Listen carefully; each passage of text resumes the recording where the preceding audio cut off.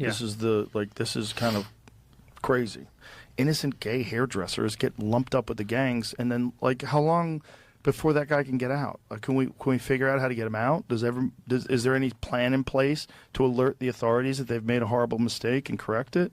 Okay, that's a good question, Joe. I've been very critical of Joe Rogan lately for worshipping Elon Musk, the super genius, his friend, and just going along with what Elon says. But the Musk-Trump regime has been sending people to El Salvador, to the prison there without due process. And what do you know? Mistakes have been made. We'll look at that today. And Joe Rogan, I detect some actual empathy here. He can see mistakes have been made. He's been a MAGA supporter, very supportive of what's going on, but even he can see massive mistakes going on here, and he wants it fixed. But the catch is the Trump-Musk regime is not going to do anything about it, and we'll look at that today. I don't know what else to call this, but fascism at this point, it truly is, and we'll look at that too. Podcaster Konstantin Kisin agreed the arrest was appalling. A human being plucked out of nowhere and ending up in a country he's never been in a maximum security prison with gang members, seems like a bad thing to happen to me. It's horrific. It's horrific. I don't think that should be controversial. No, that's not controversial at all. And this is the thing, measured twice, cut once. Yeah. This is kind of crazy that could be possible. That's horrific. And that's bad for the cause. The cause is, let's get the gang members out. Everybody agrees. But let's not innocent gay hairdressers get lumped up with the gangs, and then how long before that guy can get out? Can we figure out how to get him out? Is there any plan in place to alert the authorities that they've made a horrible mistake and correct it? Rogan specifically mentioned the case of a gay Venezuelan makeup artist named Andre. Okay, we're going to look at the specific cases here. This is not being made up. These actual cases, people have been speaking up and, as he said, alerting the authorities, but the authorities being the Trump-Musk regime, I do put Elon in there. He is high up. He knows about this. He's not speaking up about it. Elon's saying, mistakes have been made and we'll correct them. But are they going to correct this? And should they have made it in the first place? As Joe Rogan said, it's horrific. Andre's lawyer recently spoke on MSNBC. He came seeking asylum. Upon entry into the United States, he was detained because of his tattoos, some of which you can see in those photos, but these are not the tattoos of somebody who is involved with gangs. These are normal tattoos that you would see on anybody at a coffee shop anywhere in the United States or Venezuela. According to documents filed by the U.S. Immigration and Customs Enforcement Agency, or ICE, the only evidence that ICE listed for Andre's purported membership in a Venezuelan gang is a tattoo of a crown with the word "Mom" written below. But Google reverse imaging shows the tattoo has nothing to do with the Trendaragua gang. So how is this happening? Well, we know how it's happening because there's no due process in this, which is why I'm saying fascism, authoritarianism, where they're not in front of judges. This is part of the rule of law in the US, which is breaking down. And here we have Jessica. She's a liberal that's on Fox News, doing a good job of trying to debate them. Must be a horrible job day to day for sure, but she does a good job of breaking it down. And it's unbelievable what they say, even defending this, not admitting that it's a mistake or that they don't care about due process, which is an incredible place to be in for the United States right now. I mean, I'm in my 50s. I've seen a lot of US history, foreign policy history. We had the Iraq War, which was a mistake. Based on a mistake, we had, Bush 2.0, and we got to waterboarding and Abu Ghraib and all that. It's rapidly heading down that route. Due process issue here. And there are now numerous cases confirmed of people in that mega prison who should not be. We talked earlier in the week about the Venezuelan gay barber who is not in Trendaragua, who's in there.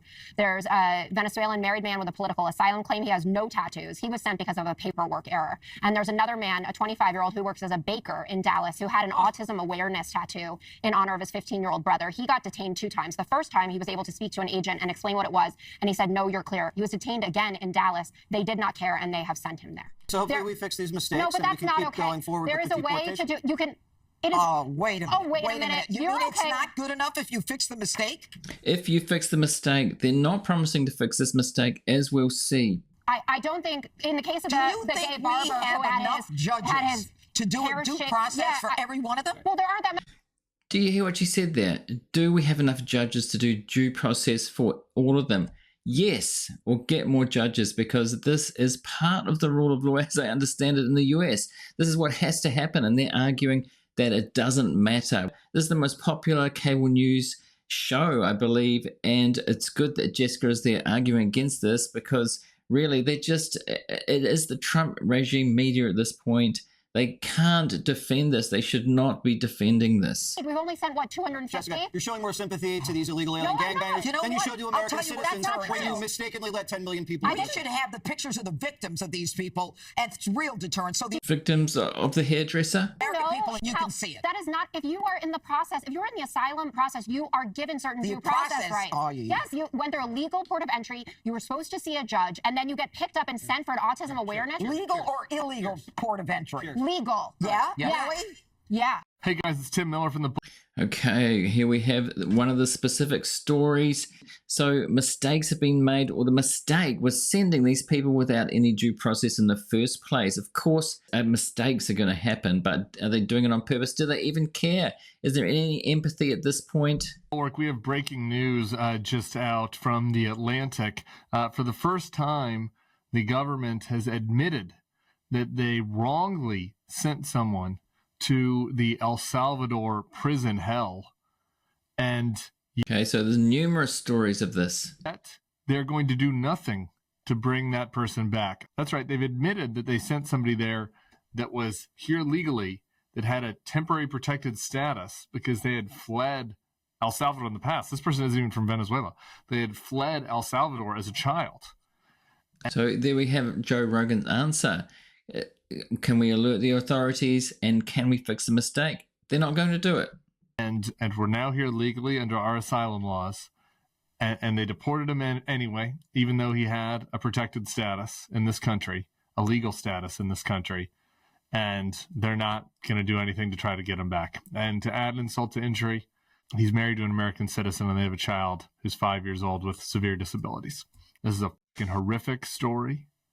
This is a nightmare. If this story isn't enough to wake people the hell up about what has happened, what our government is doing, sending these people to El Salvador, I don't really know what will. Okay, so this video here, I'm preaching to the converted. I realize about people already knowing what's going on here. I've talked about it many times.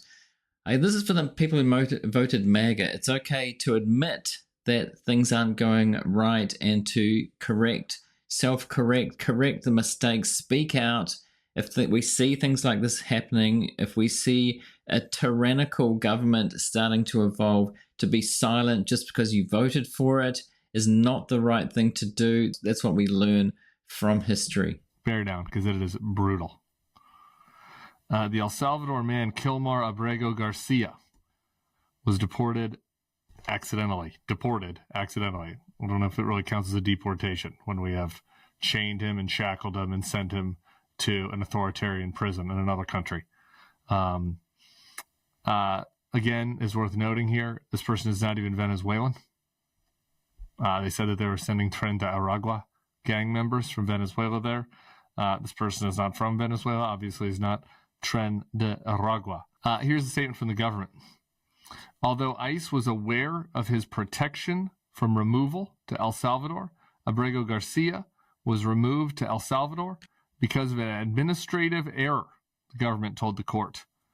Then they told the court that they have no ability to bring him back now because Abrego Garcia is in Salvadoran custody. The people that were... What does that mean? No ability to bring them back? Of course they do.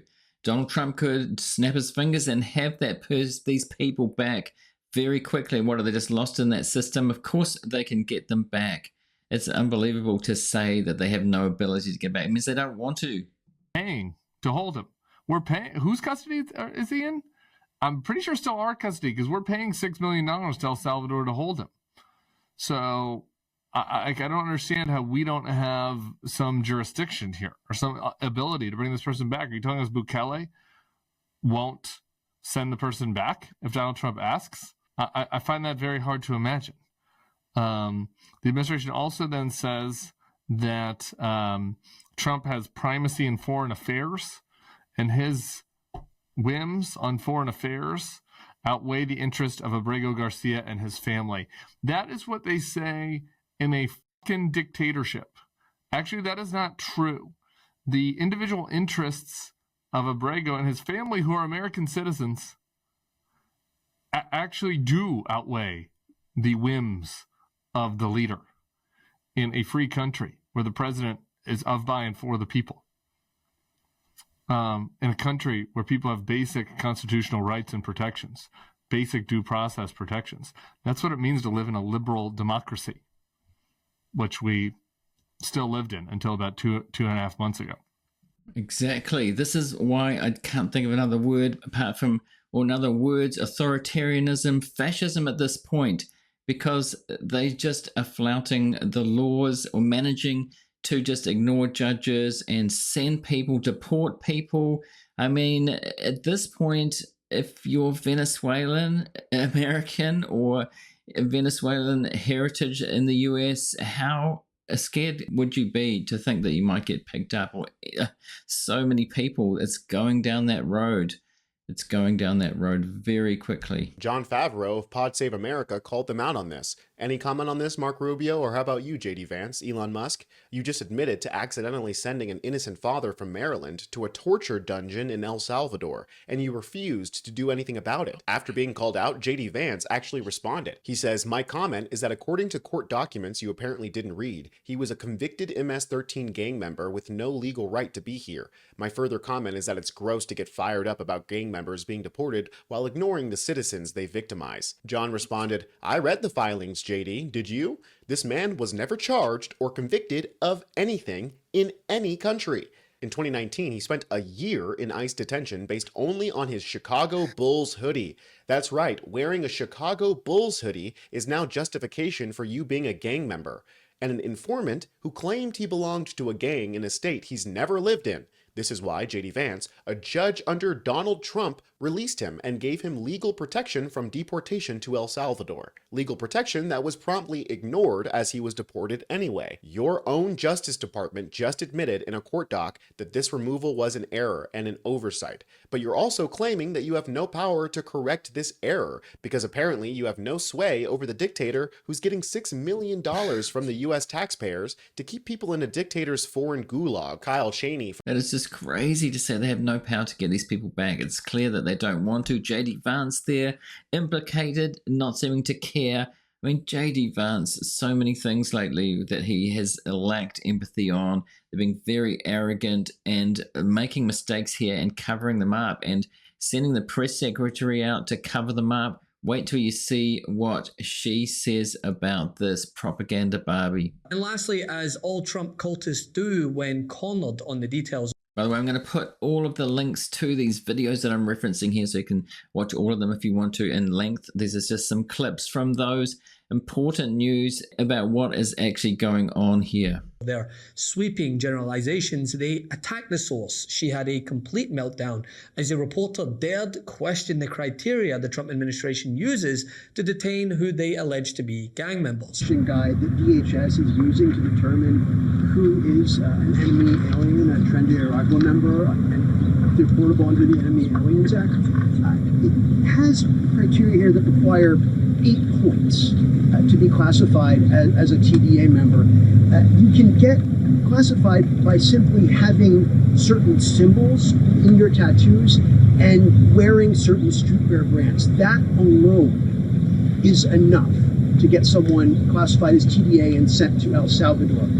That's not true, actually, Andrew. According to this document, it is. No, according to the Department of Homeland Security and the agents, have you talked to the agents who have been putting their lives on the line to detain these foreign terrorists who have been terrorizing our communities? TDA is a vicious gang that has taken the lives of American women. And our agents on the front lines take deporting these people with the utmost seriousness, and there is a litany of criteria that they use to ensure that these individuals qualify as foreign terrorists and to ensure that they qualify for deportation. And the president made it incredibly clear to the American public that there would be a mass deportation campaign of not just foreign terrorists, but also illegal criminal aliens who have been wreaking havoc on American communities. And shame on you and shame on the mainstream media for trying to cover for these individuals who have.